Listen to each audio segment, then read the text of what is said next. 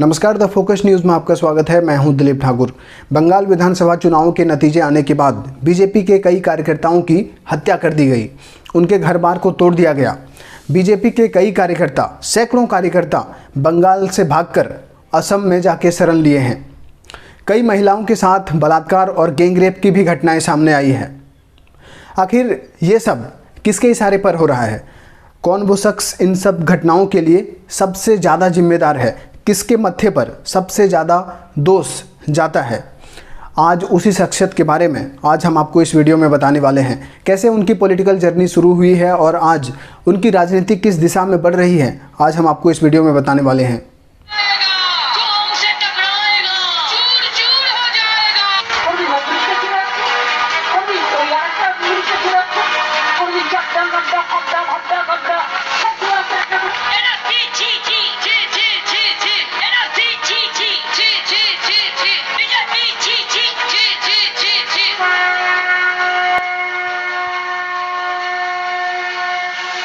भारत के अधिकांश लोगों की तरह ममता बनर्जी का जन्म एक निर्धन बंगाली गरीब परिवार में होता है। महज 15 साल की आयु में पिता का साया सर से उठ जाने के कारण ममता का संघर्ष बचपन से ही शुरू हो जाता है। मुकद्दर ने ममता के लिए संघर्षों की ऐसी लकीर खींची कि उन्हें जीवन चलाने के लिए दूध तक बेचना पड़ा। कहते हैं ममता बनर्जी शुरू से ही काफ़ी जुझारू थी। पिता का साया सर से उठने के बावजूद ममता अपना संघर्ष जारी रखती हैं। लेकिन कहते हैं ना कि हर किसी के जीवन में एक ऐसा मोड़ जरूर आता है जब आपका जीवन पूरी तरह से करवट बदलता है। ममता के साथ भी कुछ ऐसा ही होता है। 12th पास करने के बाद ममता दक्षिण कोलकाता के जोगमाया देवी कॉलेज में दाखिला लेती हैं ग्रेजुएशन में, और यहाँ से ही उनका राजनीतिक सफ़र शुरू हो जाता है। आपको अंदाज़ा नहीं होगा, ममता बनर्जी ने अपना राजनीतिक करियर महज 15 साल की आयु में शुरू किया था। जोगमाया देवी कॉलेज में ममता बनर्जी छात्रा यूनियन की शुरुआत करती है, जो बाद में कांग्रेस की स्टूडेंट विंग बन जाती है महिलाओं के लिए। कांग्रेस पार्टी के साथ जुड़ने के बाद ममता बनर्जी कभी भी अपने जीवन में पीछे मुड़कर नहीं देखती हैं। उनका राजनीतिक करियर, उनका राजनीतिक सफ़र बुलंदियों पर पहुंचने लगता है। साल 1970 से 80 के दशक तक ममता बनर्जी महिला कांग्रेस की जनरल सेक्रेटरी रहती हैं 10 सालों तक, और उसके बाद ममता को 1984 में ऑल इंडिया यूथ कांग्रेस का जनरल सेक्रेटरी नियुक्त किया जाता है। ऑल इंडिया यूथ कांग्रेस की जनरल सेक्रेटरी नियुक्त होने के बाद ममता का कद बंगाल की राजनीति में काफ़ी बढ़ चुका था। 1984 के लोकसभा चुनाव में उन्हें जाधवपुर कंस्टिट्यूंसी से उतारा जाता है। इस कंस्टिट्यूंसी को CPIM का गढ़ माना जाता था, लेकिन ममता ने अपने जुझारूपन और चुनावी कौशल के दम पर CPIM के कद्दावर नेता सोमनाथ चटर्जी को 1984 के लोकसभा चुनाव में जाधवपुर कंस्टिट्यूंसी से हरा देती है। ममता इस सीट को जीतकर इतिहास रच चुकी थी। वो सबसे कम उम्र में लोकसभा पहुंचने वाले सदस्यों की सूची में उनका नाम शुमार हो चुका था। लेकिन 5 साल बाद 1989 में कांग्रेस विरोधी लहर में ममता बनर्जी जाधवपुर कंस्टिट्यूंसी से चुनाव हार जाती हैं। 1989 का चुनाव हारने तक ममता राजनीति की एक माहिर खिलाड़ी बन चुकी थी, और शायद इसी का परिणाम होता है कि अगले 6 लोकसभा चुनावों में ममता को हराना किसी के बूते की बात नहीं रह जाती है।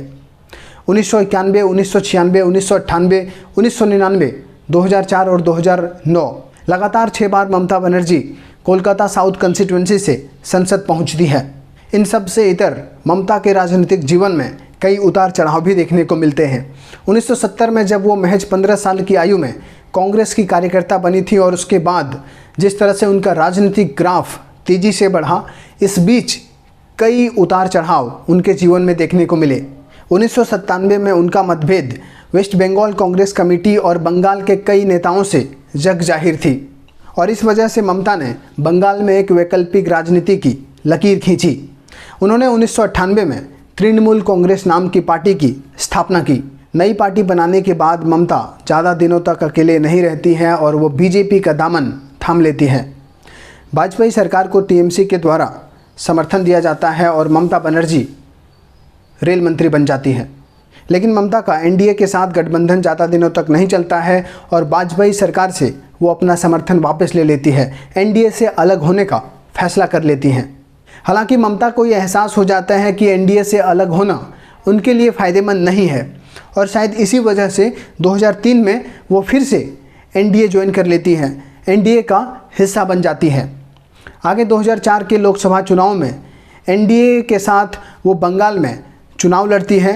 हालांकि इस लोकसभा चुनाव में बंगाल में उन्हें और इस पूरे गठबंधन को कोई खासा फ़ायदा नहीं होता है। सिर्फ ममता बनर्जी कोलकाता साउथ कंस्टिट्यूएंसी से जीतकर संसद भवन पहुंचती है।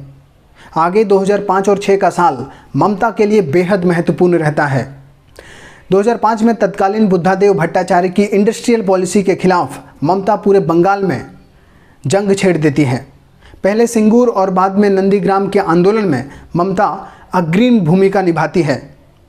सिंगूर में उन्होंने टाटा मोटर्स के प्लांट लगाने के खिलाफ जहां आंदोलन किया, तो वहीं नंदीग्राम में पुलिस द्वारा 17 लोगों के मारे जाने पर ममता एक विशाल आंदोलन खड़ा कर देती हैं।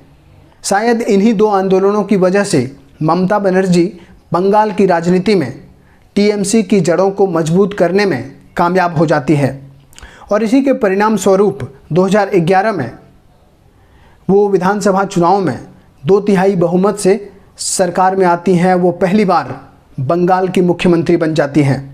34 साल से बंगाल में चली आ रही कम्युनिस्टों के शासन को वो उखाड़ फेंकती है।